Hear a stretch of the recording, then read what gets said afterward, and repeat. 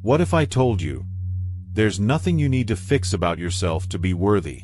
We spend so much of our lives chasing approval, comparing ourselves, feeling like we're never enough. But Buddhist wisdom reveals something powerful. You're already enough, exactly as you are. Self-esteem doesn't come from chasing validation or achieving more. It comes from stopping the fight with yourself. In this video, you'll learn how to let go of self-criticism, embrace compassion, and discover a deep peace that no one can take away. Ready to see yourself with new eyes? Stick around. This message might change everything.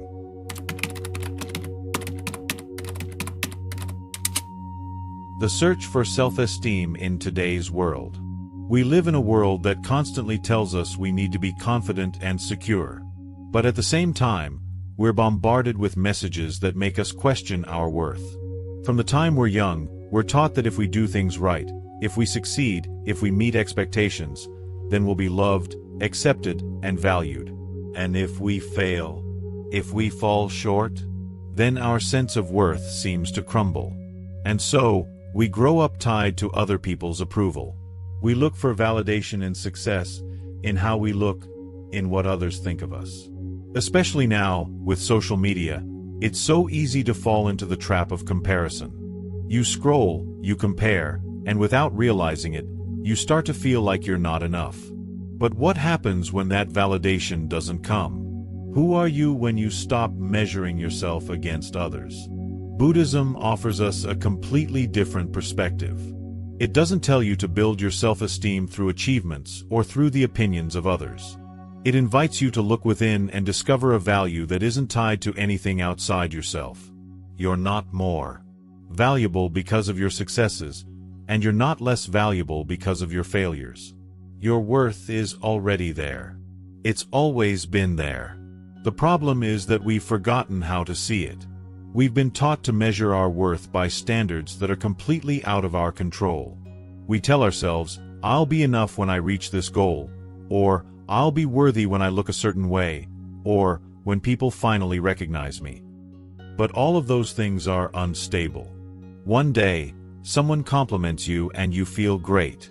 The next day, someone criticizes you and your confidence crashes. It's a never-ending cycle that keeps us stuck in self-doubt. Buddhism asks a simple but powerful question. If no one was watching you, if there were no comparisons, no social media, no outside expectations, would you still feel like you weren't enough? That question alone can change everything, because it pushes you to look beyond appearances. It invites you to stop defining yourself by what you have or what you achieve, and to start connecting with who you really are. The real problem isn't a lack of self-esteem, it's how we've learned to value ourselves. Instead of recognizing ourselves as already whole, we've fallen into the trap of thinking we have to be more, do more, prove more. But Buddhism reminds us that true peace doesn't come from trying to fit in or stand out. It comes from deeply accepting who you already are. That doesn't mean giving up on growth or settling for less. It means understanding that your worth isn't up for debate. It's not something you have to earn. From the moment we're born, society starts to shape us. We're taught what's right, what's desirable, what makes us valuable. Over time, those outside voices become our inner voice. We end up talking to ourselves in ways we would never talk to a friend. We're hard on ourselves. We criticize everything we do. We punish ourselves for not being perfect.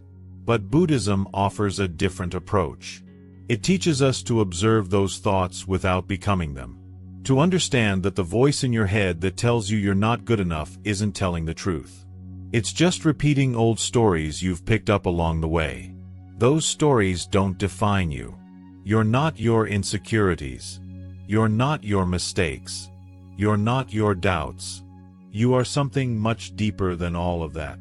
This isn't about pumping yourself up with motivational quotes or pretending everything's fine. It's about getting to the root of the problem. When your self-worth depends on comparisons and outside approval, it's fragile. One moment you feel great, and the next, a small failure or criticism makes you question everything. But when you learn to see yourself through the lens of Buddhist wisdom, you realize your worth is unshakable. It's not tied to anyone else's opinion. It doesn't go away because you made a mistake. It's always there. This journey isn't about quick fixes or magic formulas. It's about unlearning the old patterns and reconnecting with the peace that's already inside you. You don't need to become someone else. You don't need to chase impossible standards. You just need to start seeing yourself through the eyes of compassion, acceptance, and authenticity. And that's where we're headed in this series. In the next chapters, we'll explore how to bring this wisdom into your daily life. We'll look at the practices that help you build a healthy sense of self and how Buddhist teachings can free you from the constant weight of comparison and self-criticism. If you've ever felt like you're not enough, or like you're always falling short, this path can change your life. The Buddhist perspective on the self and self-esteem. Most people try to build self-esteem by strengthening their identity. They work hard to convince themselves they're valuable, special, or better in some way.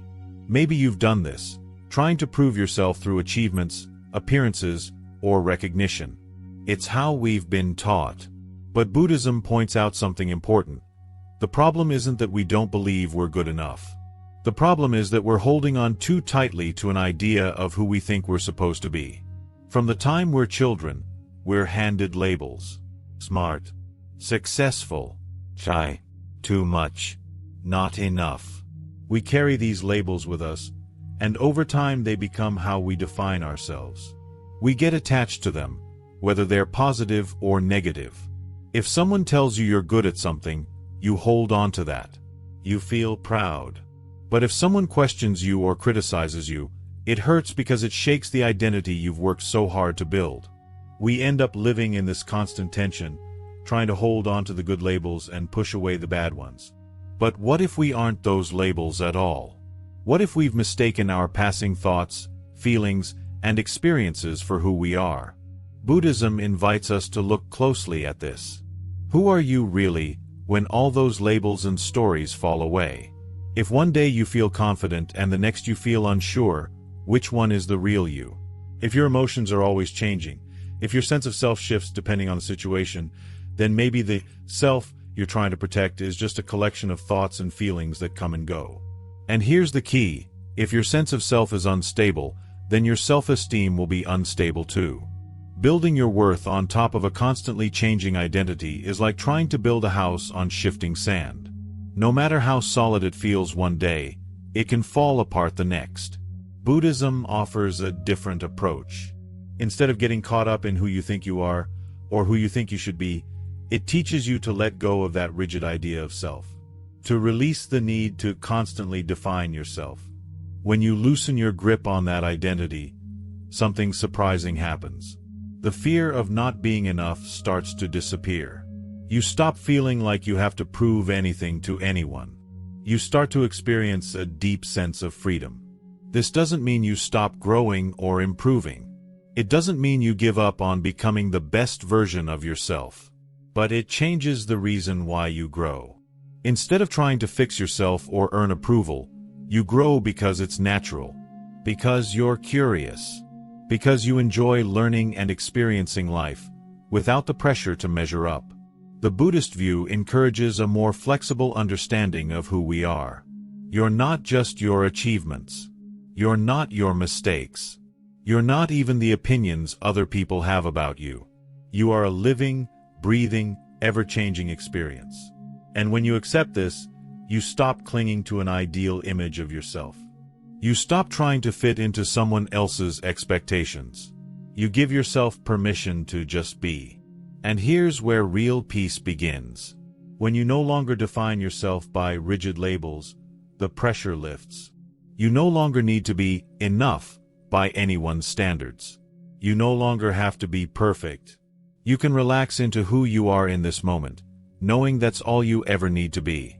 This shift changes how you speak to yourself. It softens your inner dialogue. You're less critical, less demanding, and more understanding. You stop measuring your worth by how productive you are or how others see you. You simply exist, and that's enough.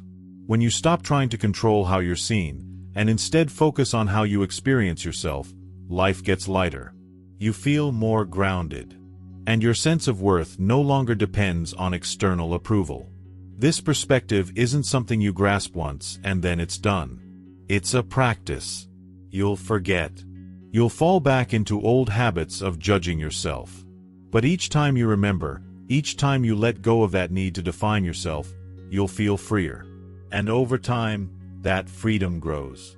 In the next chapter, we'll look at how to put this into practice. Simple, grounded ways to build a healthier, more peaceful relationship with yourself through Buddhist teachings. Buddhist practices to build a healthy relationship with yourself. Understanding these ideas about the self is a powerful first step. But real change happens through practice. The way we think, the way we feel about ourselves, these are habits we've built over years. And like any habit, they can be unlearned and replaced with something healthier, something kinder. That's where Buddhist practice comes in. It's not just philosophy. It's something you live, something you do every day in small, meaningful ways. Let's start with meditation. Not the image you might have of someone sitting perfectly still on a mountaintop. I'm talking about sitting quietly, wherever you are, and learning to pay attention to what's happening inside you, without judgment. Meditation gives you space. It helps you see your thoughts for what they are. Just thoughts. You notice them rise, you watch them fall.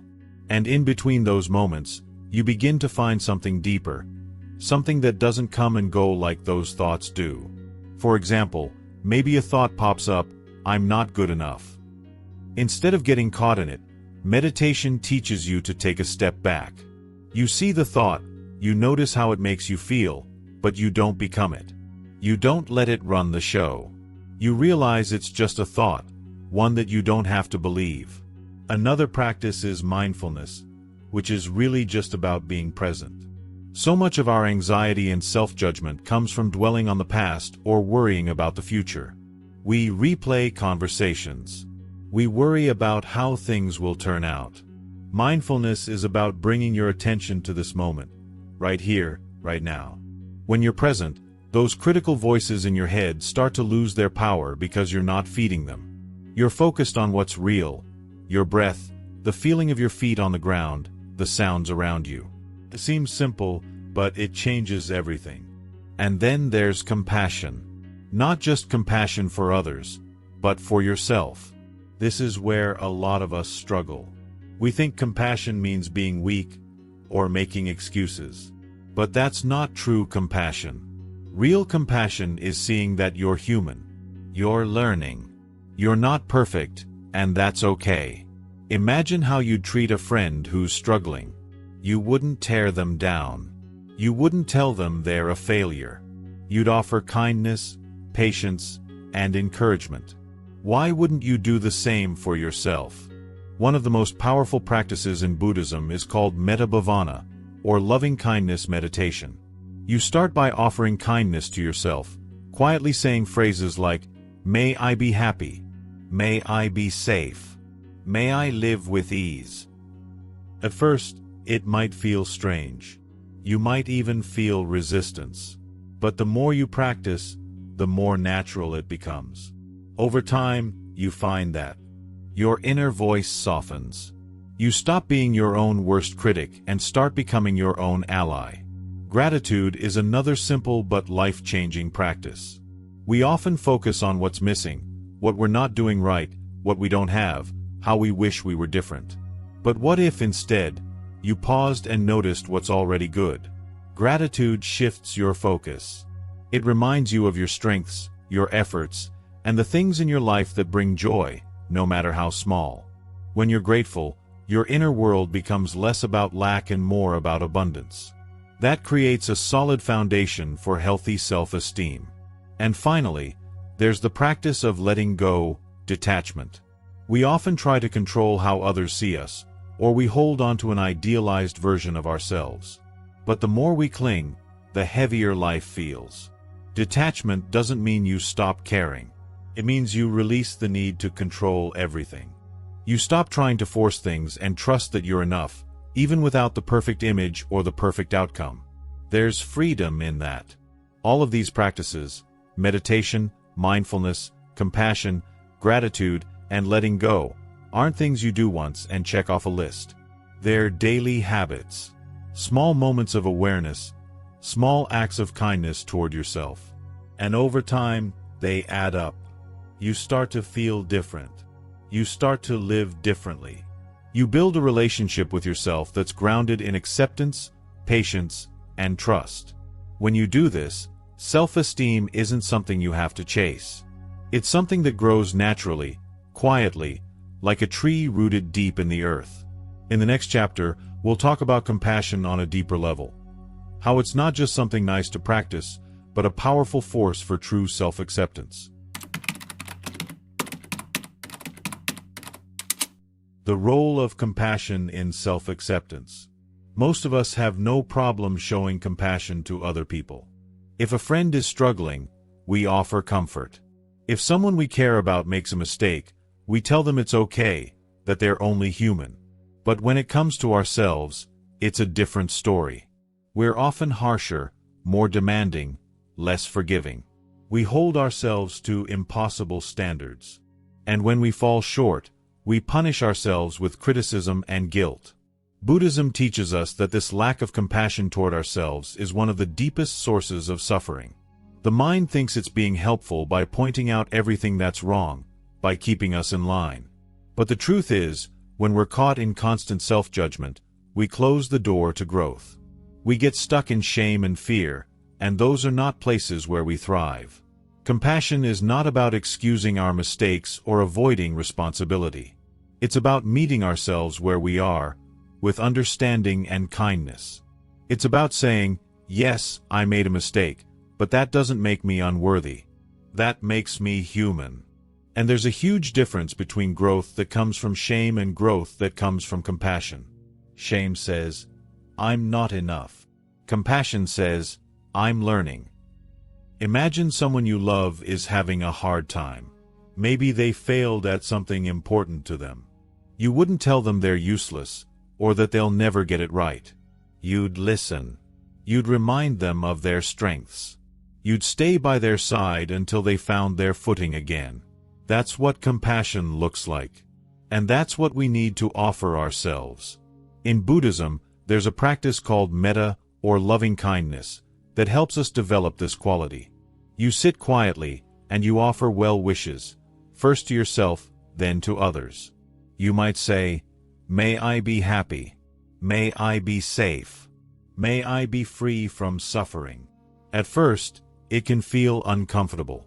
We're so used to ignoring our own needs that being kind to ourselves feels unnatural. But over time, something shifts. We begin to soften. We begin to heal. Self-compassion doesn't mean we stop aiming to do better. It means we stop tearing ourselves apart in the process. It gives us the strength to keep going, not because we feel we're broken, but because we understand we're worth the effort. It's the fuel for true self-acceptance, which doesn't mean settling, but embracing ourselves fully, including the messy parts. And there's something else important here. Compassion connects us to others. Buddhism teaches that suffering is universal. Every person you meet is carrying their own invisible weight. When we realize we're not alone in our struggles, something powerful happens. We stop feeling isolated. We stop believing we're the only ones who feel afraid or insecure. Compassion opens the door to connection, to community, and to a deeper sense of belonging.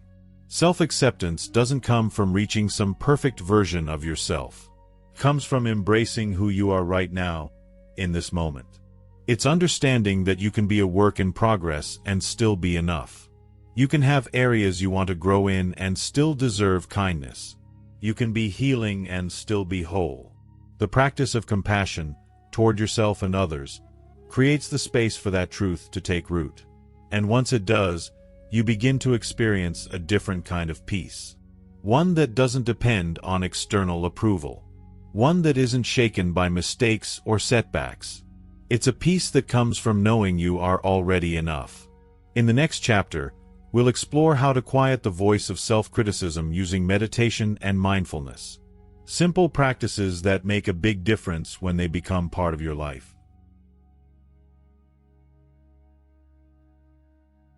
Overcoming self-criticism through meditation and mindfulness.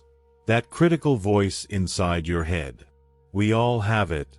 The one that points out every flaw, replays every mistake, and tells you you're not good enough. Maybe it whispers. Maybe it shouts.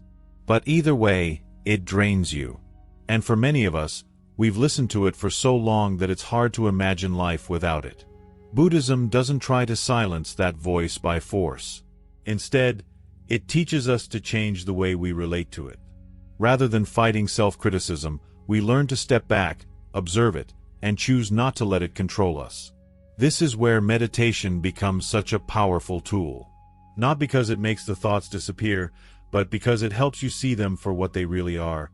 Just thoughts. Not facts. Not truths. Just mental events passing through your mind like clouds drifting across the sky. Imagine sitting quietly, focusing on your breath. A thought pops up, I'm failing. You notice it. You take a breath. And instead of believing it or getting caught in it, you simply watch it float by. You don't have to fix it. You don't have to argue with it. You just let it go. Over time, this practice creates space inside you, a space where you are no longer trapped by self-judgment. You become the observer, not the prisoner. Mindfulness, or present moment awareness, deepens this freedom. Self-criticism often comes from getting stuck in the past or worrying about the future. We replay the things we said wrong. We dread what might go wrong tomorrow. Mindfulness brings you back here, to what's happening right now. And right now, you are okay. Right now, you are breathing. You are alive. And that's enough. Even a simple mindfulness practice, like paying attention to the sensation of your feet on the floor or the rhythm of your breath, can shift your focus. It grounds you. It quiets the noise. And the more you do it, the more you realize you don't have to believe everything your mind tells you. You have a choice. One powerful technique is the practice of compassionate questioning. When you catch yourself in self-criticism, gently ask, is this true? Often, we find that these harsh judgments aren't based on reality. They're old stories, fears, habitual ways of thinking that no longer serve us. You can even ask, would I say this to someone I love? If the answer is no, then it's time to offer yourself a kinder thought. Another helpful practice is using compassionate phrases or mantras. They're like reminders that bring you back to the truth. Simple phrases like, I am learning, or I am doing my best, can soften the edges of harsh self-talk. They don't have to be dramatic or grand. Just honest. Just kind. And here's something important to remember. This isn't about getting rid of self-criticism forever. That's not realistic. The goal is to change your relationship with it. To recognize it when it shows up, to greet it with understanding, and to make a different choice. You can say, I see you. I know where you come from. But I don't have to believe you today. The more you practice meditation and mindfulness, the easier it becomes to find that space between hearing the critical thought and reacting to it. And in that space, there's peace. There's power. There's freedom. When you stop letting self-criticism run your life, something shifts inside you. You become more open, more patient, and you begin to experience yourself differently, not as someone who's broken or lacking, but as someone who's whole, even with imperfections. In the next chapter, we'll dive into real-life stories. People who've used these practices to transform their self-esteem and their lives. Real-life stories of transformation through Buddhist practices. Sometimes, ideas sound good in theory, but we need proof they work in real life. We need stories. Stories of people who were struggling just like us, who found a way to heal and transform through practice. And while Buddhist teachings are ancient, they're just as relevant today. The stories you're about to hear aren't fairy tales of instant enlightenment. They're real, human experiences of people who slowly, steadily changed their relationship with themselves, often in small but powerful ways. Let's begin with the story of Thich Nhat Hanh. He's one of the most respected Buddhist teachers of our time, But he didn't start his life as a peaceful master living in a monastery. He was a young monk in Vietnam during a time of war and devastation. He witnessed unimaginable suffering, violence, loss, pain. He could have easily been consumed by anger or despair. But instead, he turned to mindfulness and compassion as his refuge. He practiced being fully present, even in the midst of chaos, and cultivated compassion not just for others, but for himself. Through that practice, he found an inner peace that no war could destroy. And he dedicated his life to teaching others how to find that same peace within themselves. His life is a reminder that even in the worst circumstances, we can choose how we respond. We can choose healing over hatred, peace over fear. Then there's the story of Pema Chodron. Long before she became a Buddhist nun and author, she was just a woman going through a painful divorce, feeling lost and broken. Her world had collapsed, and she was left with a deep sense of failure and unworthiness. But instead of running away from her pain, she turned toward it. She started meditating. She studied Buddhist teachings on compassion and non-attachment. And little by little, she realized she didn't have to be perfect to be at peace. She could be flawed, heartbroken, messy, and still be whole. Pema's teachings today reach millions of people because she speaks from that raw, lived experience. She teaches that the path to freedom doesn't start with fixing yourself. It starts with accepting yourself exactly as you are. But this isn't just about well-known teachers. Ordinary people, people like you and me, are finding transformation through Buddhist practice every day. There's a story of a young man who grew up believing he wasn't good enough. His childhood was marked by criticism. No matter how hard he tried, it was never enough for his parents. As he grew older, that critical voice followed him everywhere. It was in his career, his relationships, and even in the way he talked to himself. One day, out of sheer exhaustion, he stumbled upon a meditation class. At first, he thought it was silly, but he kept showing up. 10 minutes a day, then 15. Slowly, he learned to sit with his thoughts without reacting to them. And for the first time, he realized, I am not these thoughts. They don't control me. That space he found during meditation expanded into his daily life. He became kinder to himself. He stopped measuring his worth by achievements. Today, he says he's still learning, still growing, but he finally feels free from the weight of not being enough. And then there's the woman who spent years feeling trapped by her appearance. Every time she looked in the mirror, she saw what she thought was wrong. She chased diets, beauty treatments, anything that promised to make her feel worthy. But nothing ever did. It wasn't until she attended a Buddhist retreat that things shifted. She was introduced to loving-kindness meditation and asked to send kind wishes to herself. It felt strange at first. She had spent so long criticizing herself that kindness felt uncomfortable. But she stayed with it. Each morning, she whispered, "May I be happy. May I be peaceful. May I accept myself." It took time, months. But slowly, she noticed the harshness fading. She began to appreciate her body not for how it looked, but for what it allowed her to do. She ran with her kids in the park. She laughed with friends. She felt strong. She felt alive. And in that acceptance, she found a beauty she had never seen before. These stories may seem different, but they share the same heart. They are stories of people turning inward, not to find something wrong, but to find something true. Through Buddhist practices, meditation, mindfulness, compassion, they each learned to stop fighting with themselves. They learned to soften, to let go. And in that letting go, they found peace. But here's something important. Their journeys weren't perfect. They had days when they felt stuck, days when they doubted themselves. And that's okay. The Buddhist path isn't about perfection. It's about showing up again and again, with patience and kindness, even when it's hard. And that's why these stories matter.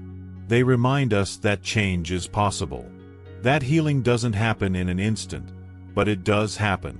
With small steps, with steady practice, with compassion. You don't need to become someone else to find peace. You just need to be willing to meet yourself where you are, right now. In the next chapter, we'll explore how to take these teachings and weave them into the fabric of your everyday life. Simple, practical steps to live this truth, not just understand it. Trusting the flow of life, living the teachings of detachment and self-compassion. We've come a long way together. From understanding how the world shapes our sense of self-worth, to exploring how Buddhist wisdom helps us see ourselves differently.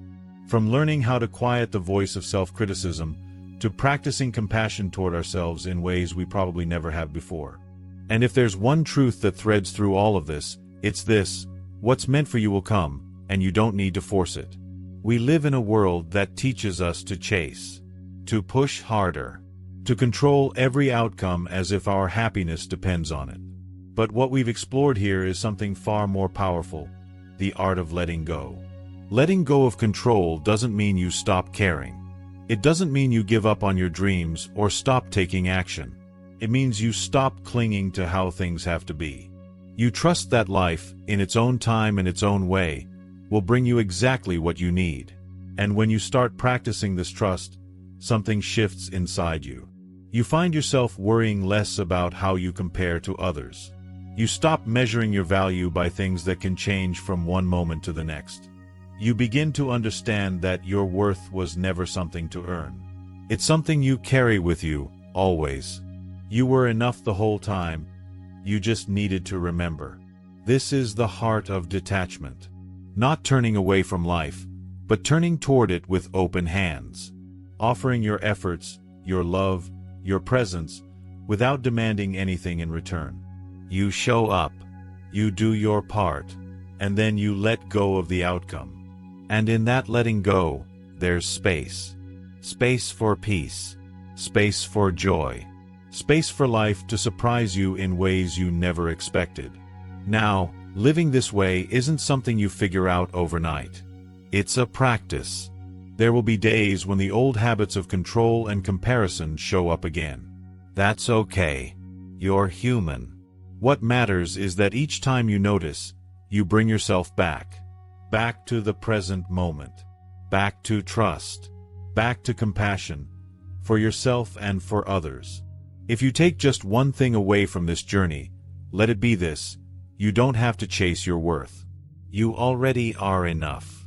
Right here. Right now. And when you start living from that truth, life begins to meet you in ways you never imagined. So keep going. Keep practicing. Be gentle with yourself along the way.